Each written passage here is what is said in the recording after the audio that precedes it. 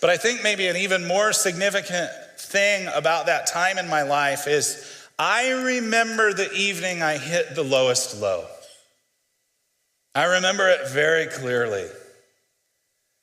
We had some people over to the house, and the social anxiety kicked in, and I couldn't take it. And I went upstairs, I got into bed, I pulled the covers over my head, and I just tried to breathe. Any of you who are familiar with anxiety, you know how it can kind of, you're trying to catch your breath, and that's how it was. And then you compound that with the guilt I'm feeling about the fact that I'm leaving my wife downstairs to entertain our guests while I'm upstairs crawling under the covers. Now, the entirety of my life, I have no memory of ever struggling to believe in God's power or his ability to work his will.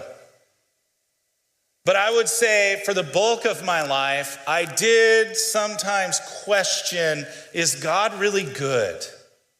It was difficult for me to believe that God was really at his core good. And here's the irony of ironies in my life. In that lowest low of depression, something broke through.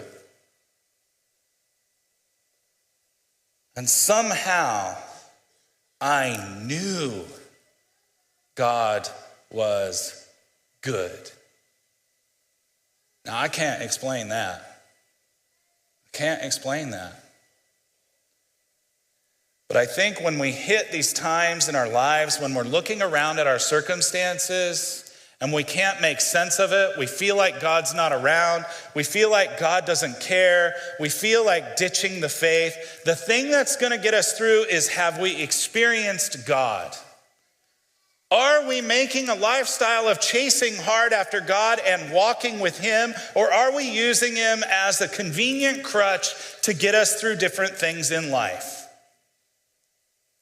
Because for me, the only thing that kept me returning to the Lord through that hardship of depression was the fact that I had built up decades of walking with God.